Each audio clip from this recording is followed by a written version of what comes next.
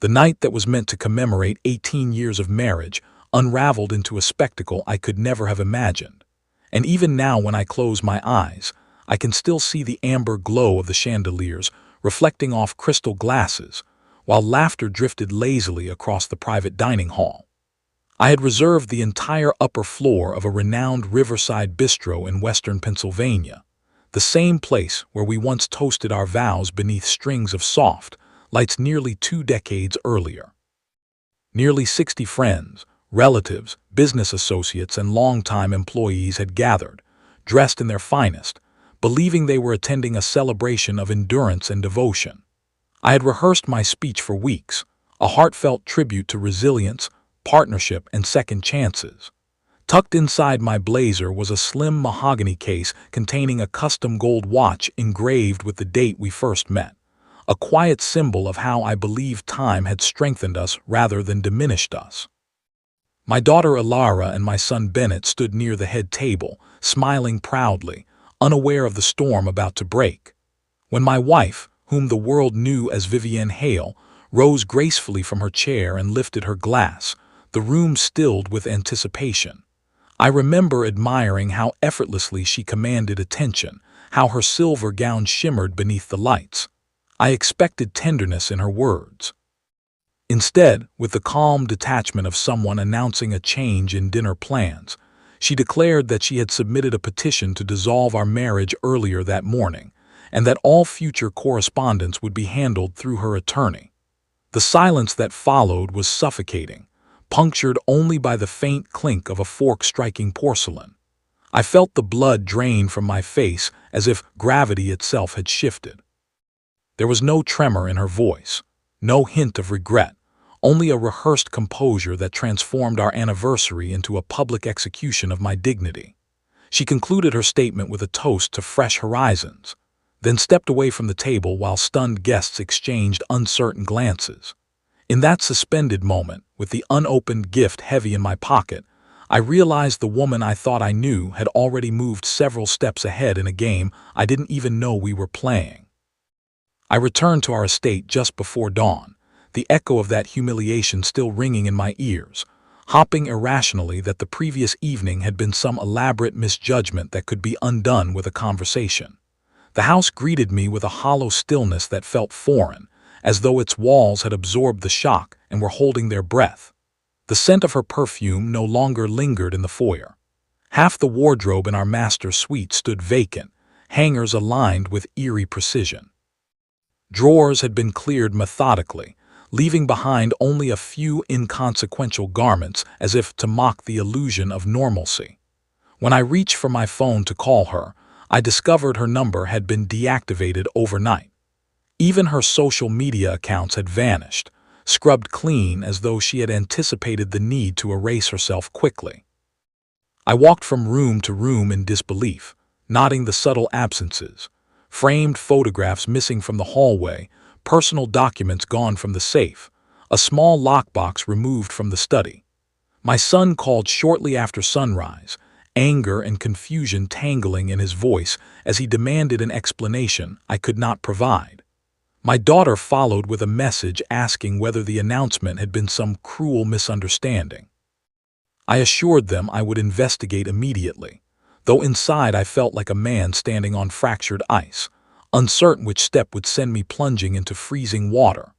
By mid-morning, I was seated in my vehicle outside our primary bank branch, rehearsing questions in my mind, determined to impose logic upon chaos, unaware that the numbers I was about to see would shatter any remaining belief that this was merely an emotional departure rather than a calculated extraction. Inside the bank's polished marble lobby, beneath the muted hum of financial routine, I requested a detailed summary of our joint accounts, confident there must be some clerical error explaining the unusual notifications I had glimpsed on my phone. The representative's expression shifted gradually from cordial professionalism to restrained alarm as she reviewed the ledger.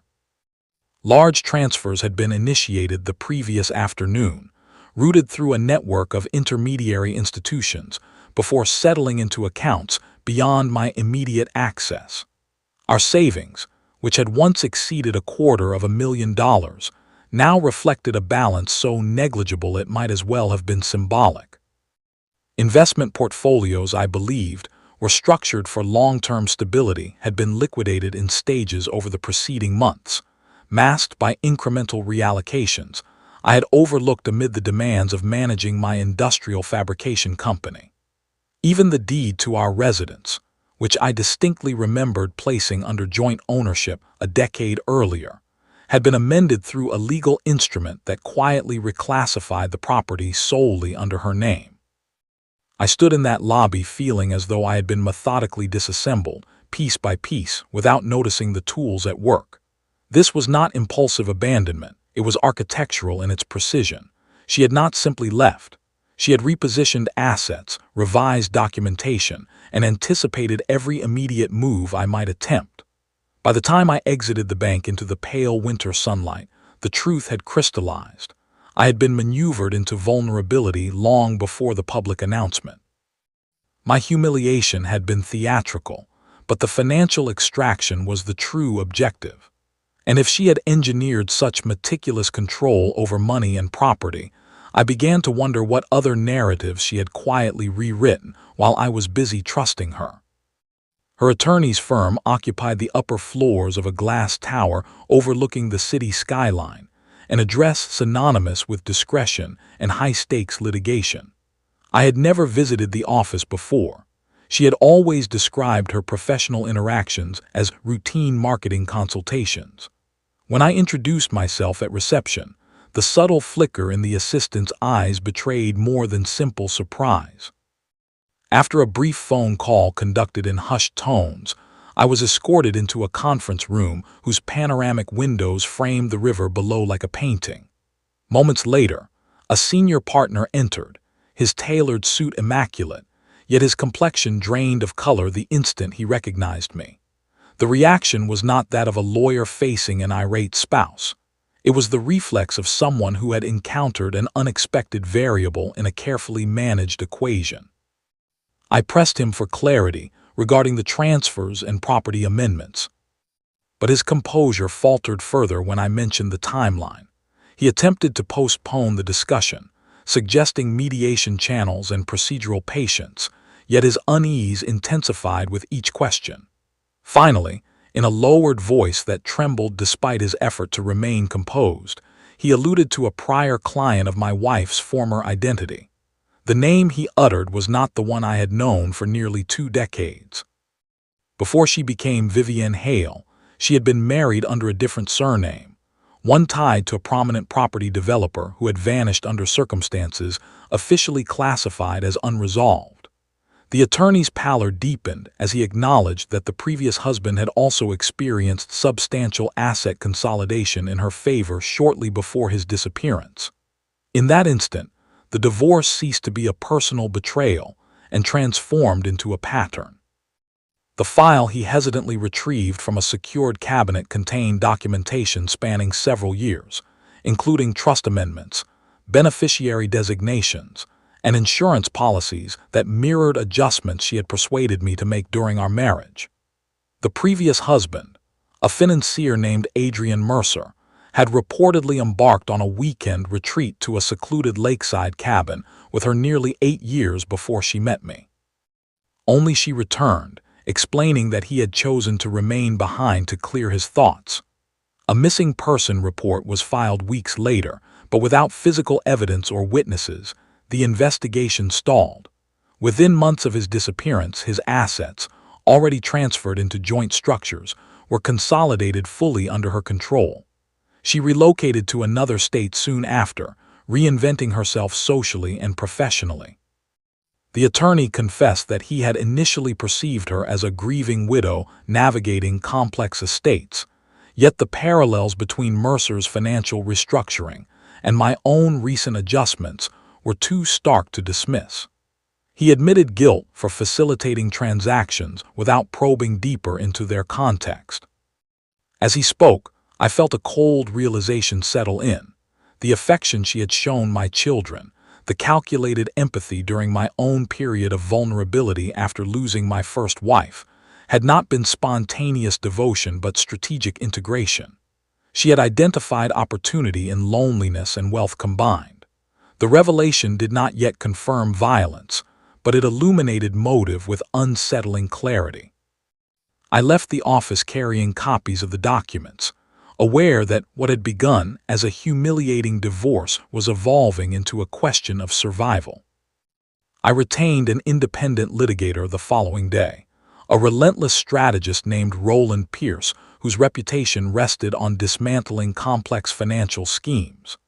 After reviewing the materials, he described my wife not as impulsive, but as predatory in patience. He initiated emergency motions to freeze any accounts traceable to the transfers and began coordinating with a forensic accountant to reconstruct the timeline of asset movement.